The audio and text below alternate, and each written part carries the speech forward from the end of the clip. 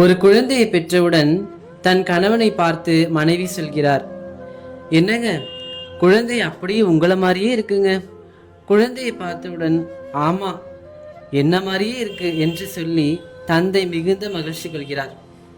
பழைய ஏற்பாட்டு புத்தகத்தில் கடவுளின் பெயரை புதிய ஏற்பாட்டில் மாற்றியமைக்கிறார் இயேசு.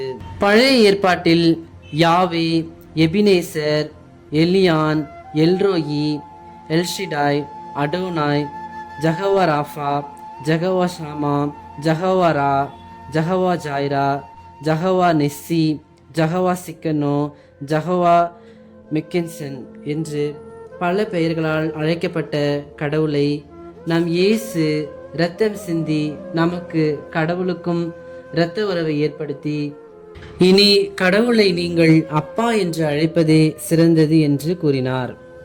அதனால்தான் நானும் தந்தையும் ஒன்று என்றார். என்னை காண்பது தந்தையை காண்பது என்றார். அது மட்டுமல்ல, நாம் அனைவரும் தந்தையைப் போல படைக்கப்பட்டிருக்கிறோம். அவரை போலவே உருவாக்கப்பட்டிருக்கிறோம்.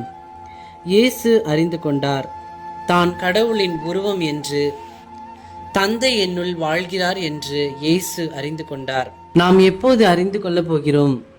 கடவுள் என்னுள் இருக்கிறார், அவரே எனக்கு போதும் என்று எப்போது புனித பிலிப்பை போல உணரப்போகிறோம்? உணர்வோம். உரிமை பெயருடைய மக்கள் என்பதை அறிந்து கொள்வோம். ஆமேன்.